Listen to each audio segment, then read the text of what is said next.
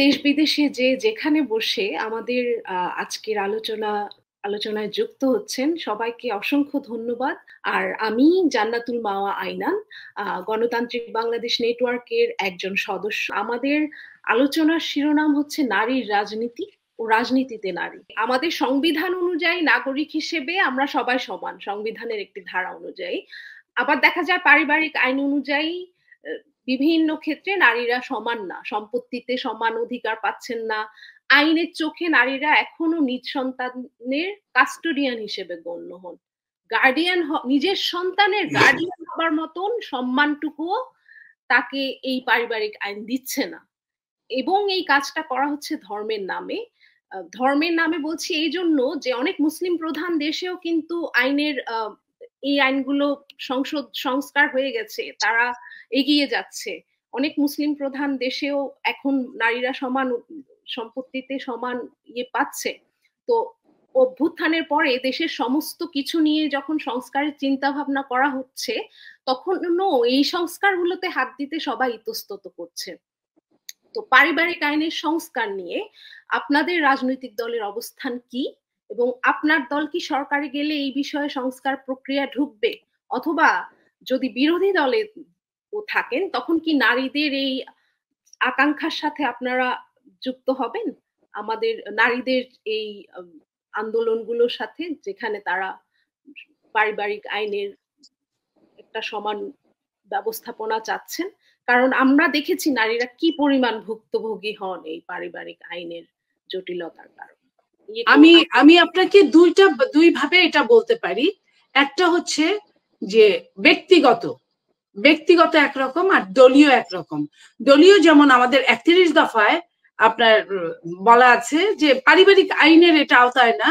যেমন আমাদের acting chairman সাহেব বলেছেন যে আমরা যদি রাষ্ট্র পরিচালনায় যাই তখন আমরা একটা রেশন কার্ড করব, যে কার্ডটা থাকবে নারীর নামে।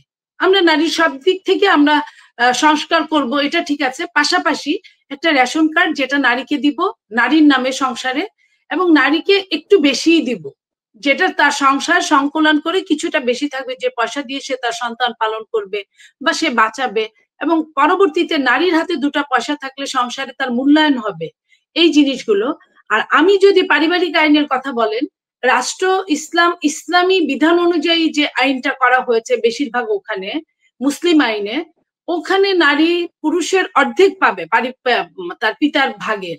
সেই জায়গায় কিন্তু রাষ্ট্র চাইলে, রাষ্ট্রকে ইসলাম আবার কিছু এক্সট্রা কিছু পাওয়ার দিয়ে দিয়েছে রাষ্ট্রের প্রধানকে। সে চাইলে, যখন এই আইনটা প্রতিষ্ঠিত হয়েছিল তখন কিন্তু আইএমএ জাহেলিয়ার যুগ, যখন আপনার কন্যা সন্তানদেরকে জীবন্ত কবর দেওয়া হতো, পুঁতে ফেলা হতো। কিন্তু এখন কিন্তু কন্যা সন্তানরা আর অবলা না, তারা কিন্তু মাঠে ময়দানে লড়াই করে। এবং যখন ওটা দেওয়া হয়েছিল তখন কন্যা সন্তানদের কোনো ভয়েস রেজ ছিল না। বাট এখন নারীরা কিন্তু ইনকামের পাশাপাশি মা বাবাকে নারীরাই বেশি দেখে। মা বাবাকে দেখার জন্যই কিন্তু পরবর্তী ইসলাম ছেলেকে ডাবল দিয়েছিল। তো সেই জায়গায় কিন্তু একটা রাষ্ট্রপ্রধান চাইলে এখানে আইনের ব্যত্যয় ঘটালে ইসলাম তাকে কোনো ওইভাবে চরমভাবে শুলে চড়াবে না। আপনি দেখেন যখন ফ্যাসিস্টের সময় কিন্তু নারীদের নিয়ে একটা আইন হলো, যে আইনটা মারামারি হলো, একটা পর্যায়ে মাদ্রাসার একটা ছাত্র মারা গেল। সেই ছাত্রটা মারা গেল, খোঁজ নিয়ে দেখা গেল যে কিনা তার পারিবারিক ভাবে 1 ছটাক জমির মালিকও না। সে কি করলো, ভাইয়ের আবদারকে সঠিকভাবে, মানে তাদের ধারা মতে ডাবল পাওয়ার জন্য ওই আন্দোলনে সে বলা হলো শহীদ হলো। তো এই যে আমাদের আইনগুলোর সাথে এই যে সাংঘর্ষিক অবস্থাটা, এটা রাষ্ট্র চাইলে ইচ্ছা করলে এটা ফিল আপ করতে পারে। এবং এই ফিল আপটা কিন্তু করলে কিন্তু অনেকাংশে নারীর অটোমেটিক পুরুষদের তখন দৃষ্টিভঙ্গির একটা চেঞ্জ আসবে, তখন কিন্তু মাইন্ডসেটটা পরিবর্তন হবে। এবং এই যে নারীদেরকে বিভিন্নভাবে হেনস্থা হওয়া, বিভিন্নভাবে সামাজিকভাবে আপনার অবদলিত হওয়া, এটা কিন্তু তখন রেশিওটা কমে যাবে আমার ধারণা মতে। এটা রাষ্ট্র চাইলেই করতে পারে। সেটার জন্য ইসলামিক অনেক দেশের উদাহরণ আছে, যে দেশগুলো একদম সিরিয়াসলি ইসলামিক, অথচ এই জায়গাগুলোই তারা কিন্তু শার্প করেছে। এটা বাংলাদেশে আমি মনে করি যে করা একান্তই দরকার। অন্তত পক্ষে এটা করলে 28-এর খধারার সাথে সংবিধানের কোনো সাংঘর্ষিক অবস্থাটা যায় না। আমরা চাই যে আমরা মানুষ হিসেবে বেঁচে থাকি, কোনো নারী হিসেবে না, কোনো পুরুষ হিসেবে না। ধন্যবাদ আইনান। এনসিপি ধর্মভিত্তিক রাজনীতি করে না, কিন্তু সমাজের পরিসরে, সামাজিক পরিসরে যে ধর্মীয় রীতিনীতি আছে, এনসিপি এটাকে অস্বীকার করে না, এটাকে শ্রদ্ধা করে। মজলুমের পক্ষে যে ইসলামের দায় বা ইসলামের অবস্থান, এটাকে এনসিপি সমর্থন করে এবং শ্রদ্ধা করে। এখন এই পারিবারিক আইনের যে আধুনিকায়ন, এটা নিয়ে কিন্তু এই জুলাই পরবর্তী সংস্কারের মধ্যে এটার কথা না। এই লড়াইটা দীর্ঘদিনের, অনেক আগে থেকে। এবং এই যে সমান অধিকার, এটার আগে কিন্তু আরেকটা ব্যাপার আছে, যা এখন আছে সেটাও কতটুকু নারীরা পায়। আমাদের বর্তমান বাংলাদেশের সমাজের প্রেক্ষিতে আমি নিজেও এই অভিজ্ঞতার মধ্যে দিয়ে গিয়েছি। সম্পত্তির যে যতটুকু অধিকার এখন আছে, ততটুকুই বা কতটুকু, মানে কত অংশ পায়, কতজন নারী সেটা সঠিকভাবে পায়, বা কতজন নারী সেটা জানে, আদতে জানে। আমাদের লড়াইটা কিন্তু, আমি যখন আপনার প্রথম প্রশ্নের উত্তর দিচ্ছিলাম, যেখানে আপনি আমাকে থামিয়েছিলেন, ওখানে কিন্তু আমি এই কথাটাই বলতে চাচ্ছিলাম যে আমাদের কিন্তু অনেক সংস্কার এতটাই ভঙ্গুর যে আমরা এটা 10 থেকে শুরু করলে হবে না, এটাকে আমাকে 5 থেকে শুরু করতে হবে। আমরা এখন স্বৈরশাসকের পতনের পর আমরা সবাই 10, 15, 20 নিয়ে চিন্তা করছি, কিন্তু আমরা 1, 2, 3, 4, 5, 6 এগুলো সংস্কার না করে এক ধাপে 10-এ যেতে পারবো না। এজন্য আমাদেরকে একটা ধারাবাহিক প্রক্রিয়ার মধ্যে দিয়ে যেতে হবে। আমরা নারীদের অধিকার নিয়ে, নারীদের নাগরিক মর্যাদা নিয়ে আমরা যখন কথা বলবো, সেটা সরকারি দলে হোক এবং বিরোধী দলে হোক, আমাদেরকে কিন্তু একটা প্রক্রিয়ার মধ্যে একটা ধাপে ধাপে যেতে হবে এবং সমাজকে এটাকে সাথে নিয়ে যেতে হবে। এই যে আমি একটু আগে দেখলাম একজন কমেন্ট করলো যে অন্য ধর্মের, শুধু কিন্তু মুসলিমরা নাই, অন্য ধর্মেরও কিন্তু আছে। এবং ভারতে কিন্তু এই হিন্দু নারীদের অধিকার আইন কিন্তু সংশোধন করা হয়েছে, নতুন আইন করা হয়েছে। আমাদের কিন্তু এই অন্য ধর্মের অনুযায়ী যে নারীদের যে অবস্থান, কি অধিকার বিষয়ে যে অবস্থান, সেটা নিয়েও কিন্তু ভাবতে হবে। এজন্য আমরা সংস্কার নিয়ে যখন কথা বলবো, এবং শুধু যে এই পারিবারিক আইনের অধীনে যে বিষয়গুলা, শুধু এগুলো নিয়ে কথা বলবো, কিন্তু তার আগে যে জিনিসগুলো ভঙ্গুর রয়ে গেছে, ওগুলোর ভাঙ্গার উপরে কিন্তু আমরা এই জিনিসটা সবাই, যেহেতু আপনি নিজেই বললেন যে এটা নিয়ে খুব আলোচনা হচ্ছে, সম্পত্তিতে সমান অধিকার, তা আপনি তার আগের ধাপগুলো কিন্তু আগে সমাধান করতে হবে। আগের ধাপগুলো কি? আমরা কিন্তু নারীকে যে এখনো সমাজে একটা পিছিয়ে পড়া জনগোষ্ঠী মনে করা হয়, পুরুষের অধীন মনে করা হয়, এবং এই দৃষ্টিভঙ্গির পরিবর্তনের জন্য অর্থনৈতিক, সামাজিক, রাজনৈতিক, সাংস্কৃতিক প্রত্যেকটা প্রেক্ষাপটে আগে এগুলার পরিবর্তন আনতে হবে। এবং এটার কিভাবে পরিবর্তন আমি বলি, এই যে আপা বললেন যে নতুন রাজনৈতিক দল হিসেবে এখানে আরো নারী আশা করেছিলেন। আমরা অবশ্যই আশা করি যে এখানে আরো অনেক নারী যুক্ত হবে, কিন্তু আমরা যে একটা নতুন রাজনৈতিক দল এত বছর পর বাংলাদেশের আবির্ভূত হলো, আমাদের ক্যারেক্টারটা বুঝাতেও কিন্তু মানুষকে সময় লাগবে। আমরা কিভাবে চাই, এখন হয় কি একটা কথা বলার আগেই সোশ্যাল মিডিয়ায় সেটা রিপার্কেশন চলে আসে, কিন্তু এতগুলা মানুষ অভ্যুত্থানের পরে যে একটা নতুন এতগুলা তরুণ যে যুক্ত হলো, এবং অসংখ্য মানুষ যে এখন যুক্ত হতে চাচ্ছে, আমাদের কিন্তু বাংলাদেশ নিয়ে অনেক বড় স্বপ্ন, শুধু নির্বাচনই আমাদের স্বপ্ন না। আমরা যে এই সংস্কার, এই বাংলাদেশের প্রত্যেকটা ইনস্টিটিউশনের যে আমরা পরিবর্তন চাই, তার মধ্যে এই নারীর অধিকার এবং নারীর প্রতি যে এই সমাজের দৃষ্টিভঙ্গি, এটা অনেক বড় একটা এরিয়া জুড়ে আছে। আমরা কখন আমাদের ক্যারেক্টার যখন জনগণকে বুঝাতে পারবো, সেটার জন্য কিন্তু আমাদের একটা সময় লাগবে, এবং এটা মুখের কথাই হবে না, আমাদেরকে কাগজে কলমে করে দেখাতে হবে।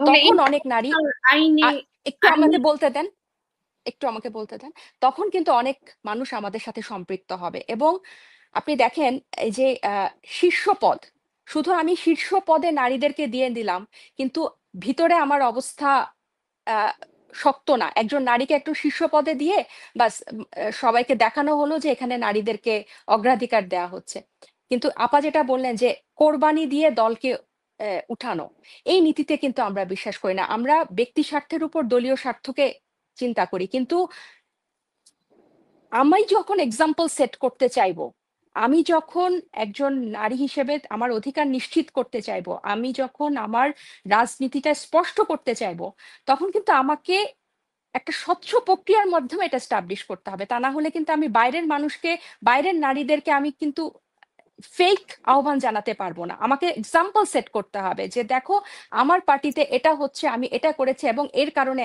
এই অবস্থানে, এবং এখানে এরকম একটা স্বচ্ছ প্রক্রিয়া আছে। তখন কিন্তু আমি বাকিদেরকে বোঝাতে পারবো, বা বাকিরা দেখবে যে হ্যাঁ, এখানে তো এখন আগের রাজনৈতিক দলগুলোর মতো কথা দিয়ে হচ্ছে না, কাগজে কলমে হচ্ছে এবং বাস্তবিক অর্থে হচ্ছে। আপনারা যেহেতু বলেন যে অভ্যুত্থান থেকে উঠে আসা দল, তো আমাদেরও আসলে এই অভ্যুত্থানে আমরা যারা সক্রিয়ভাবে অংশ নিয়েছি, আমাদেরও কিন্তু আশা অনেক হাই হয়ে গেছে। কারণ অভ্যুত্থানটা তো খুব স্বাভাবিক সাধারণ ঘটনা ছিল না, এবং আমরা যেভাবে নারীদেরকে দলে দলে বের হইতে দেখছি, আমাদের আশা অনেক হাই হয়ে গেছে। সেই জায়গা থেকে আমরা জানতে চাচ্ছিলাম যে এই সংস্কারগুলো, আইনি সংস্কারগুলো কি তাহলে আমাদেরকে আরো অনেক বছর অপেক্ষা করতে হবে? কতদিনে সমাজ ঠিক হবে তারপরে আমরা সংস্কার করব? মানে যে কন্ট্রোভার্সি করলে যে কোনো জিনিসকে নিয়ে কন্ট্রোভার্সি করা যায়, কিন্তু ডিসকাশন করলে, আলাপ আলোচনা করলে, আপনার আশঙ্কার কথা আপনি যখন জানাবেন এবং বলবেন, প্রতিপক্ষকে ঘায়েল করা এক জিনিস, আর আপনি একটা ডিসকাশনের মাধ্যমে একটা সমাধানে পৌঁছানো, একটা দাবি তুলে তোলা, এটা কিন্তু আরেকটা জিনিস। হ্যাঁ, তো আমি সেটাই সেই এখানে খাতিরে জানতে চাচ্ছি আর হ্যাঁ, কি, যে সেটাই আমি আমরা বলছি আসলে কি যে চাই, কি অবস্থা আমাদের, এটা জানতে। অবশ্য অবশ্যই আমরা এখানে তো, আর এইটা তো পরিষ্কার, এটা এখানে আসলে আপনারা ঘুরায় পেঁচায় জিজ্ঞেস করেন, এখানে নারী পুরুষের অবশ্যই সমান অধিকার। কি আমার তো মনে হয় নারীকে অনেকাংশে এটাতে এগিয়ে রাখা উচিত। কিন্তু আপনি যেসব রীতিনীতি আছে, যেসব আইন আছে, এগুলোকে একটা প্রক্রিয়ার মাধ্যমে সংস্কার করতে হবে। আমরা একটা গণ অভ্যুত্থান থেকে উঠে এসেছি, এবং হঠাৎ করে যে প্রত্যাশার চাপ যে সবকিছু ওভারনাইট আমরা চেঞ্জ করে দিব, এটা ব্যাপারটা সম্ভব না। এবং এটাও ঠিক যে সংস্কার একটা যুগের পর যুগ চলবে, যে 15 বছরের এক যুগ শেষ করে আবার আমরা এসব কথার বেড়াজালে আমরা আবার আগাবো, ব্যাপারটা তাও না। অবশ্যই নারীর অধিকার অগ্রাধিকার ভিত্তিতে আমাদের পার্টি এটার জন্য কাজ করে এবং বিশ্বাস করে এবং কাজ করবে। কিন্তু এটা একটা প্রক্রিয়ার মধ্যে দিয়ে যেতে হবে, এবং এটার একটা সমাজকে এটার সাথে সম্পৃক্ত করতে হবে, রাষ্ট্রকে এটার সাথে সম্পৃক্ত করতে হবে। এখানে কিন্তু অ্যাক্টর খালি রাজনৈতিক দল না, এখানে জনগণ একটা অ্যাক্টর, এবং রাষ্ট্র কাঠামো একটা অ্যাক্টর, যারা ক্ষমতায় আছেন তারা একটা অ্যাক্টর, যারা রাজনৈতিক দলগুলো একটা অ্যাক্টর, জনগণ একটা অ্যাক্টর। এখানে কিন্তু তিনটা ভাগ আছে। তো শুধু যে রাজনৈতিক দলগুলো আমরা এটা চাই এবং আমরা এটা মত এজন্য আমরা এটা করে ফেলবো, ব্যাপারটা কিন্তু তা না। এরকম যদি হতো তাহলে কিন্তু অনেক বিষয়ে এতদিনে অনেক সমাধান আসতো। আমরা একটা কিন্তু সবাইকে নিয়ে একটা ঐক্যমতে পৌঁছাতে চাই বলেই রাজনৈতিক অনেকগুলো জিনিস এখনো দীর্ঘায়িত হচ্ছে। ঠিক একইভাবে এরকম অনেক দিন ধরে অমীমাংসিত একটা ব্যাপার, বা অনেক দিন ধরে এই যে পারিবারিক আইনের আধুনিকায়ন বা পারিবারিক আইনের যে সীমাবদ্ধতা, সেগুলো যে নিয়ে আমরা কথা বলছি, অবশ্যই আমরা নারীদের পক্ষে, এখানে কোনো দ্বিমত নাই, এখানে এখানে কোনো সন্দেহের অবকাশ নাই। কিন্তু এই ব্যাপারগুলো চাপিয়ে দেওয়া যাবে না, এই ব্যাপারগুলো হুট করে এসে আরেক গোষ্ঠীর মানুষের সাথে উপর চাপিয়ে দেওয়া যাবে না। এখানে প্রত্যেকের সাথে কথা বলতে হবে, এবং এটা সামগ্রিকভাবে এটা এই ব্যাপারটা উঠে আসতে হবে, এবং সেইভাবেই কাজ করতে। আমি যখন বলি যে 10-15 নিয়ে আমরা যখন কাজ করব, যখন 5-7 আমাদেরকে স্টেপটা পার হতে হবে, এবং সেটা হচ্ছে জনগণকে আস্থায় নেওয়া, এবং জনগণ কি চায় এবং রাষ্ট্র কি চায় সেটার একটা সমন্বয় করা। আমরা আসলে ক্ষমতায় গেলে আসলে কি ধরনের সংস্কার বা কর্মসূচি নেব, সেগুলো আমার মনে হয় খুব গুরুত্বপূর্ণ। কারণ দিন শেষে আসলে রাজনীতি আমাদের জীবন নির্ধারণ করে, আমাদের জীবন কি হবে, আমাদের নারী পুরুষ আমরা কে কোন পথ দিয়ে হাঁটতে পারবো বা পারবো না, কে কতটুকু পাবো, এগুলো হিসাব নিকাশ কিন্তু সংসদে হয় এবং তারা আইন প্রণয়ন করে। ফলে রাজনীতি বিচ্ছিন্নভাবে আমাদের কোনো কিছু ভাবার সুযোগ নেই, এবং অবশ্যই সংসদে নারীরা যাবেন, প্রয়োজনে নারী প্রধান হবেন, এটাতে কোনো আসলে এখানে আপোষ করার কোনো জায়গা নাই, যে নীতিগতভাবে এটা আমরা অবশ্যই মনে করি। কিন্তু এখানে আপনি আগে যে প্রশ্নটা করেছেন সেটার থেকে আমি একটু ফিরে যেতে চাই, তারপর আমি আবার আসছি। যেমন আপনি বলছিলেন যে যারা প্রগতিশীল সংগঠন বা গণতান্ত্রিক সংগঠন বা বৈষম্য বিরোধী আন্দোলনের মধ্য দিয়ে, গণঅভ্যুত্থানের মধ্য দিয়ে তাদের কাছে জনগণ বিশেষ কিছু আশা করে, বা এটা স্বাভাবিক ব্যাপার। কারণ যেই সংগঠনগুলো বা যে রাজনৈতিক দলগুলো ধর্ম দিয়ে মানুষকে ভাগ করতে চাইবে না, শ্রেণীতে যে ফারাক, সেই ফারাকের মধ্য দিয়ে মানুষের অধিকার ক্ষুণ্ণ করতে চাইবে না, নারী পুরুষ এবং অন্যান্য লিঙ্গের মধ্যে পার্থক্য করে তাদের অধিকার ক্ষুণ্ণ করতে চাইবে না, বা চাকমা, মারমা, বাঙালি এভাবে ভাগ করে মানে সমাজে একটা পরিস্থিতি তৈরি করার চেষ্টা করবে না, তাদের কাছে স্বাভাবিকভাবেই মানুষ ভিন্ন কিছু আশা করে। যে কারণে হয়তো আপনি প্রশ্ন করেছিলেন যে মূলধারার বাইরে আপনারা কিভাবে ভাবছেন। যেমন ধরুন, আমি মনি আপাকে ধন্যবাদ জানাই, উনি বাস্তব অনেকগুলো সত্য অভিজ্ঞতায় আসলে বলেছেন। যেমন আমরা তো আসলে মানে আমরা নিজেদেরকে একটা জনগণের পক্ষের শক্তি, প্রগতিশীল বৈষম্যহীন সমাজের গড়ার শক্তি হিসেবে নিজেদেরকে মনে করি, এবং আমরা নিজেরা ধরেন ধর্ষণ বিরোধী 100 ধর্ষণ আওয়ামী লীগের আমলে জাহাঙ্গীরনগরে হয়েছিল, সেই আন্দোলনের মধ্য দিয়ে আমরা এসেছি, এবং আমরা মনে করি যে নারীর অধিকার প্রতিষ্ঠার জন্য নারী পুরুষের সমান অধিকার দরকার। কিন্তু বাস্তবে এটা বলা সত্ত্বেও, মানে এটা আমি আদর্শিকভাবে বললেও বাস্তবেরটা কি রকম, বাস্তবে কিন্তু যেমন ধরেন মানে আমাদের অনেকগুলো সংগ্রাম করে করে কিন্তু সংগঠনের ভেতরেও আমাদেরকে করতে হচ্ছে, কারণ সংগঠন, দল এগুলো সমাজ বিচ্ছিন্ন বিষয় নয়, কিন্তু সংগঠন বা দল আদর্শিকভাবে সে কি মনে করে কিনা নারী নেতৃত্বে যেতে পারে, সেটা খুব গুরুত্বপূর্ণ। কারণ আমি মনে করি যে এখানে অনেকগুলো প্রশ্ন উঠেছে, যেমন নতুন দল হিসেবে এনসিপি কাজ করছে, তারা মাত্র মনে হয় 1 মাসও কয়েক সপ্তাহ হলো, তো নিশ্চয়ই তারা তাদের চিন্তা এবং তাদের কৌশল গোছাতে আরো সময় নেবেন, এবং আমরা আশা করি তাদের মধ্য থেকেও আমরা আরো নতুন কিছু পাবো। কিন্তু নারীর পরিচয়ের ক্ষেত্রে আজকে এই 2024 সালে এসে আমি কিন্তু 19 শতক বা 20 শতকের মতো করে নারীকে দেখতে চাই না, বা দেখার সুযোগও নেই। নারী অনেক বেশি দৃশ্যমান, অর্থনীতিতে, পোশাক কারখানায় নারীরা ভূমিকা রাখছে, অর্থনীতিতে ভূমিকা রাখছে, সর্বত্র নারীরা মানে তাদের কাজের জায়গাগুলোতে, অর্থনীতিতে অংশগ্রহণ করছে। সেই সময় কিন্তু এসে আমি আর বলতে পারি না নেপোলিয়ানের মতো যে শিক্ষিত মা দাও, আমি শিক্ষিত জাতি উপহার দেবো। এটা আমাকে কোনোভাবেই অনুপ্রাণিত করে না, বরং আমি মনে করি যে আমার একজন নাগরিক হিসেবে যে নারীর যে পরিচয়, আত্মমর্যাদার পরিচয়, ব্যক্তি হিসেবে তার পরিচয়, সেই পরিচয়ের রাজনীতিটা এখন খুব গুরুত্বপূর্ণ। সেটা যদি তৈরি হয় তাহলে এখানে অনেক রকম পরিবর্তন হবে। ফলে আমি আমার পরিচয় মা, স্ত্রী, হ্যাঁ, প্রেমিকা এবং সহকারী, মানে নেতার সহকারী, বা কোনো পুরুষ নেতা আমার বীর পুরুষ, বীর নেতা, তার অধীনে হয়ে আমি কাজ করব, তাকে খালি উৎসাহ দিব, উৎসাহদাত্রী, এই পরিচয় ভাই আমি চাই না।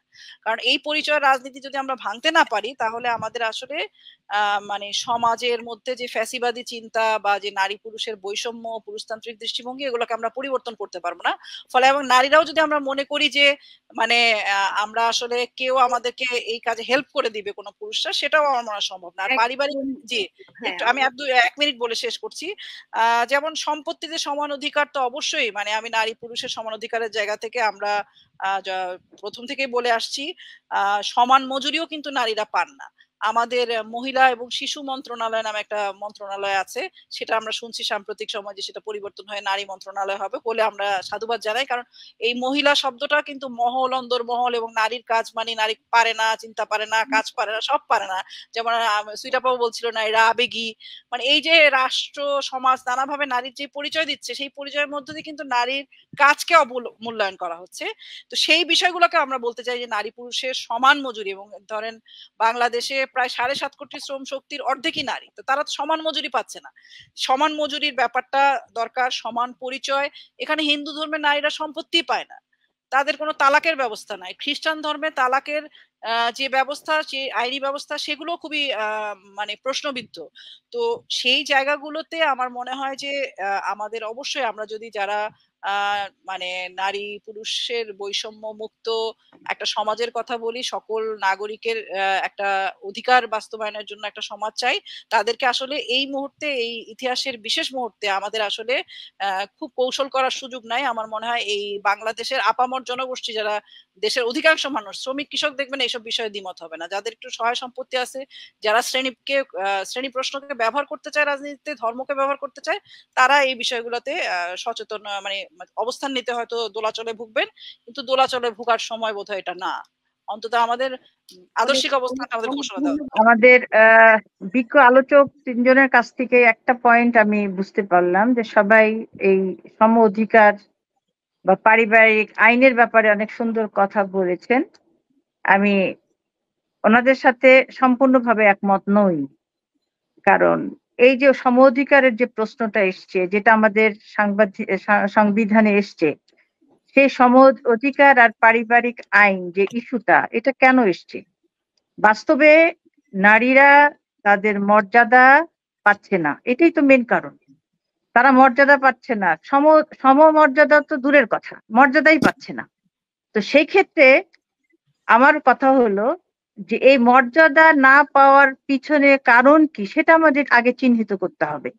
একটা মা কেন মর্যাদা পাচ্ছে না, একটা মেয়ে কেন মর্যাদা পাচ্ছে না, একজন অফিসের মহিলা কলিগ সে কেন মর্যাদা পাচ্ছে না, সে কারণটা আগে আমাদের বের করতে হবে।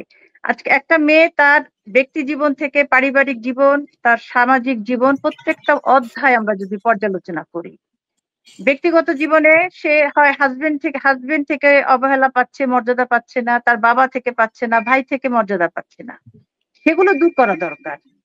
অধিকার তো শুধু সম্পত্তির অধিকার নয়, অধিকার মর্যাদা আসতে হবে ভিতর থেকে, সম্মান এবং সমান প্রেস্টিজ, সম্মান বোধ সেটা থাকতে হবে। সেটা আগে আমাদেরকে প্রতিকার করা দরকার, সেই অসুখটাকে দূর করা দরকার। একজন ডাক্তারের কাছে একজন পেশেন্ট গেল, সে কালাজ্বর নিয়ে গিয়েছে, এখন আমি তাকে ম্যালেরিয়ার ওষুধ দিয়ে দিচ্ছি, তাহলে কি সে ভালো হবে? প্রশ্নই আসে না।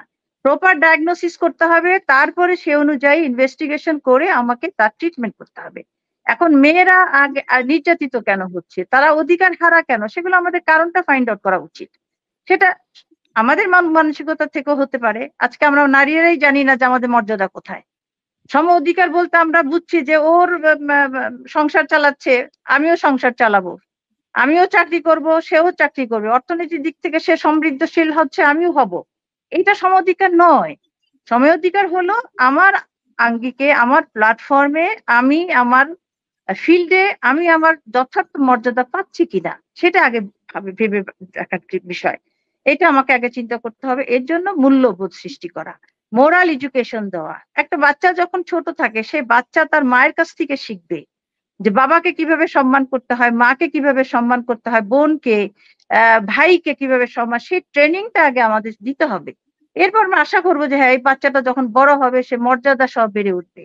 এটা আমাদের ক্রাইসিস, আমাদের সমাজের ক্রাইসিস আমি মনে করি। এটার জন্য আমাদের সবাইকে কাজ করা উচিত। সমস্ত নারী সংগঠনের যারা নেত্রী, লিডার, যারা গাইড করছেন, তাদের প্রতি আহ্বান জানাই যে আমরা সম্মিলিত ভাবে এই মোরাল এডুকেশনটা দেই, সম্মান মানে নারীদের মর্যাদা প্রতিষ্ঠার জন্য। এটা গেল একটা। আর অধিকারের ব্যাপারে, যেটা অধিকারের বিষয় একটা ভাইটাল যেটা জিনিস, সেটা হচ্ছে অর্থনৈতিক অধিকার। এখানে একজন বোন শুধু বলছেন এই সংস্কারের ব্যাপারে আমাদের আগের থেকে একটু রেডি হতে হবে। দুইজন বোন বলছেন আমরা সংশোধন করব। আমরা কি আইন সংশোধন করব? আমরা ছেলেকে 2 ভাগ না দিয়ে কি 1 ভাগ দিব, মেয়েকে 1 ভাগ দিব, সেই সংশোধন করব আমরা? প্রশ্নই আসে না। আল্লাহর হুকুম হচ্ছে ছেলেরা 2 ভাগ পাবে, মেয়েরা 1 ভাগ পাবে। আপনারা যদি ইসলামিক অর্থনৈতিক বিধানটাকে স্টাডি করেন, তাহলে তো এই প্রশ্নই আমি করব যে মেয়েদের কেন অর্ধেক দেওয়া হবে? মেয়েদেরকে তো দেওয়াই উচিত না। হয়তো বলতে পারেন, আমি বলছি, আমি ব্যাখ্যা করছি। মেয়েদের কি করতে হয় শোনেন, ইসলামিক লতে কি আছে? ভরণ পোষণের দায়িত্ব একজন স্বামীর, ভরণ পোষণের দায়িত্ব একজন বাবার তার মেয়ের জন্য। মেয়ের কথা বলছি। একটা মেয়ে যখন বাবার ঘরে থাকবে, সমস্ত খরচ তার বাবার দিতে হবে, তার লেখাপড়ার খরচ, তার বিয়ের খরচ, সবকিছু বাবার দায়িত্ব। এটা ইসলাম তাকে দায়িত্ব দিয়েছে। হ্যাঁ, একটা মেয়ে যখন চাকরি করবে বা একটা ওয়াইফ যখন চাকরি করবে, সে তার চাকরির টাকাটার অধিকার সম্পূর্ণ সে ওয়াইফ ভোগ করবে। স্বামী তার টাকা চেতে পারে না, উপরন্ত স্বামী তাকে মহারণা দিবে। সুতরাং আমি যেটা বলছি আমার লেট মি ফিনিশ। আমার এই কারণে আমি একটু আবেগী হচ্ছি, কারণ একটা মেয়েকে ইসলাম বাধ্য করেনি যে তুমি বাবাকে চালাও, তুমি স্বামীকে চালাও, বাধ্য করেনি। সেই তারপরও মেয়েকে 1 ভাগ দেওয়া হয়েছে, এটা তো বেশি দেওয়া হচ্ছে। তারপর আমি আমাদের এক বোন বলছেন যে আমাদের অনেক কিছুই তো আছে, কোনটা আমরা বাস্তবায়ন করতে পারছি? কোনোটাই তো হচ্ছে না। সেজন্য আমার লাস্ট অফ কথা যেটা হবে সেটা হলো সোশ্যাল মোরাল মোটিভেশন আগে দরকার। একটা মানুষ, একটা আশরাফুল মাখলুকাত, সৃষ্টির সেরা জীব আমরা, আমাদের নৈতিকতা কত দূর আছে, আমরা কি কাজ করছি সেটা আমাদেরকে চিন্তা করে দেখতে হবে। আমরা কি সত্যি মুখে যা বলি, কাজে কি সেটা করি? আজকে বড় বড় লিডাররা দেখা যাচ্ছে বাহ্যিক ভাবে সে একজন বড় লিডার, তার পারিবারিক জীবনের দিকে খোঁজ নেন, পারিবারিক জীবনে কি তার শান্তি আছে, তার ওয়াইফ কি তার প্রতি সন্তুষ্ট, তার সন্তানরা কি তার প্রতি স্যাটিসফাইড, এটা আমাকে দেখতে হবে। হ্যাঁ, আমার কাছে মনে হয় যে সেই জিনিসটাকে আমরা মানে এই গণঅভ্যুত্থান পরবর্তী সময়েও যদি আমরা ভয় পাই বা মুখ খুলতে না পারি যে নারী পুরুষের সমান অধিকার চাই, সম্পত্তিতে সমান অধিকার চাই, অভিভাবকত্বের সমান অধিকার চাই, থাকতে হবে একটা রাষ্ট্রে সকল নাগরিকের সমান অধিকার, এই কথাগুলো যদি আমরা এই গণঅভ্যুত্থান পরবর্তী সময়েও আমরা বলতে না পারি, হতে পারে যে সেটা আসলে কখন বাস্তবায়ন হচ্ছে সেটার হয়তো সময় লাগতে পারে, না আমাদের সেই লড়াইটা যদি আমরা শুরু না করি এবং সেই কথাটা যদি আমরা এখনো না বলতে পারি, তাহলে কিন্তু ইতিহাসের এই বিশেষ মুহূর্তগুলো বারবার ফিরে আসে না। কারণ গণঅভ্যুত্থান আমাদেরকে একটা ইতিহাসের একটা বিশেষ মাহেন্দ্রক্ষণে আমাদেরকে নিয়ে এসছে এবং এই সময় আমরা যা পারি, তরুণরা আমাদেরকে যে সাহস দিয়েছে, এখানে ফ্যাসিবাদের বিরুদ্ধে যারা লড়াই করেছে প্রত্যেকেই আসলে এখানে একটা নতুন স্বপ্ন আমাদেরকে দেখাচ্ছে এবং যেখানে আমরা জবাবদিহিতা, ভোটাধিকার এই প্রশ্নগুলোকেও সামনে আছি। তো সেই সময়ে এসে যদি আমরা বলতে না পারি, আমার মনে হয় সেটা আমাদেরকে, আমি জানি না আমাদের তরুণ প্রজন্মরাও ভবিষ্যতে হয়তো আমাদের দিকে তখন আঙুল তুলবেন যে আমরা এই সময়ও বলতে পারলাম না। ওকে, ধন্যবাদ। আপনাদের মূল্যবান সময় আমাদেরকে দিয়েছেন, আপনাদেরকে অসংখ্য ধন্যবাদ এবং কৃতজ্ঞতা জানাই। খোদা হাফেজ।